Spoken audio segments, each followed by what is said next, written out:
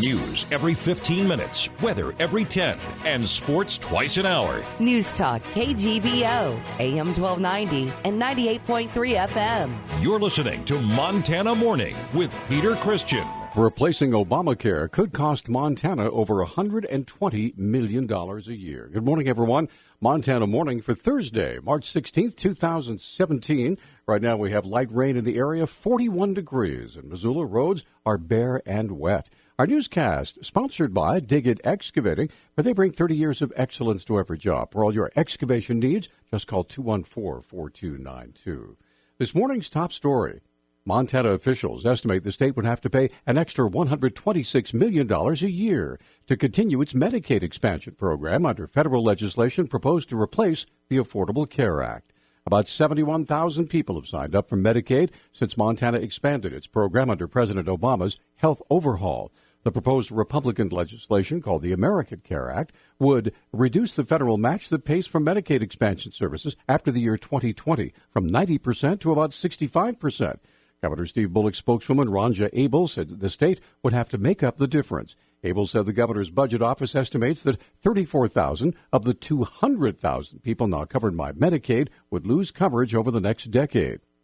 Securities and Insurance Commissioner Matthew Rosendale's office has not analyzed yet how many people would lose coverage because of other provisions in the federal legislation. By a 10-9 vote yesterday, the Montana House Business and Labor Committee voted down Senate Bill 72, which would have provided medical coverage for firefighters who contract diseases such as cancer in the line of duty. Chairman Mark Noland, a Republican from Big Fork, said firefighters understand the risks of their chosen profession. They're choosing to take a profession. They're good at what they do, but they do know that they're going into this with their eyes wide open. They do know that they're going to go, but they know what they're doing. And we are so grateful that they're educated and they choose to get trained and they choose to do those things. I'm so grateful. I mean, we can't say that enough. But that is their profession. That is what they chose. Democrat Casey Schreiner from Great Falls had this angry response to Nolan's comments. I'm pretty disgusted, Mr. Chair, members of the committee. We're talking about public servants who put their lives on the line and walk into homes and buildings and nature in places that none of us would ever think to do it. And we're putting politics ahead of lives. Frenchtown firefighter Mel Holtz attended the committee meeting and expressed deep disappointment that the bill to protect firefighters had failed yet again after several tries. A federal judge has refused to head off the imminent flow of oil in the disputed Dakota Access Pipeline. Judge James Boasberg yesterday denied a request by the Standing Rock and Cheyenne River Sioux to stop oil from flowing while they appeal his earlier decision, allowing pipeline construction to finish. Boasberg says, quote, a critical factor is the tribe's appeal is unlikely to succeed. They say the pipeline violates their religious rights because it's running under a lake they consider sacred. Boasberg says the argument was made too late and is of questionable merit. The $3.8 billion pipeline will carry North Dakota oil to Illinois. In a related story, the developer of the Keystone XL pipeline has donated $20,000 to the Nebraska Republican Party through a political action committee run by one of its U.S. subsidiaries. The February 8th donation was made by TransCanada, who seeks approval for a route through Nebraska. It came from Columbia Pipeline Group, which was acquired by the Canadian company in July.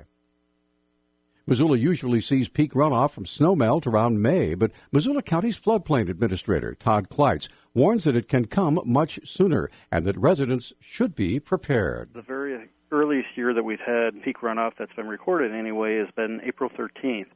And why that's important to get the word out to people now is that if they wish to have FEMA flood insurance, and essentially anybody in Missoula County can get FEMA flood insurance, they need to know that there's a 30-day waiting limit once they get their policy. Clyde said flooding could be a big issue along the Bitterroot River, but there are even places in the city of Missoula that can be affected. The first place that we see it is in the Tower Street area, just west of Reserve Street. And the reason that we see it there is that prior to 1949, there wasn't a levee that was along that area.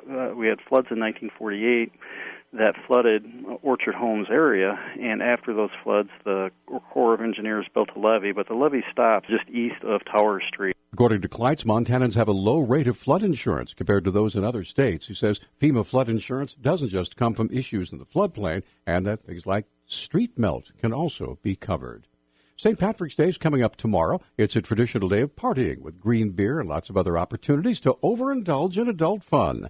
Missoula police are encouraging partygoers to celebrate responsibly. Public Information Officer Travis Welsh said police and other law enforcement agencies will have extra patrols throughout the weekend. We are deploying officers who are tasked with detecting impaired drivers. We will also have footbeats out in the downtown area, primarily looking for underage drinkers and issues related to alcohol consumption. Welsh says it's important to remind drivers about the consequences of a DUI arrest and conviction. He walks through a typical DUI arrest after an officer believes he has probable cause to pull over a vehicle. During that personal contact, the officer will make observations of the driver, and if he detects a presence of an odor of alcohol, then he may ask that driver to step out to further the investigation, in which case there may be some sobriety maneuvers administered and potentially a portable breath test, and at the result of that, the officer will make a decision on whether or not to arrest or the offense of driving under the influence of alcohol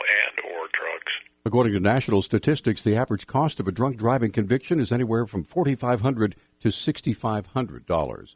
St. Patrick's Day is a big holiday of Butte, a community that boasts more people of Irish heritage than nearly any other city in America. Right now, Butte Silverbow County Undersheriff George Skulatich is attempting to make room in the local jail for an expected uptick in incarcerations on Friday.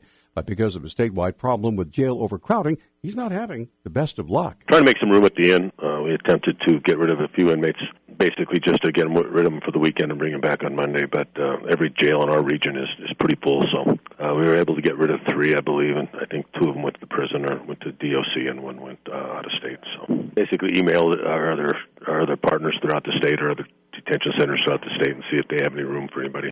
Skulatich said they were hoping to open up 20 beds before tomorrow, but that they need much more room than that. When we started this foot patrols that we do now, we brought in between 90 and 100 the first year we did it, somewhere in there. That includes MIPs and tickets and stuff like that.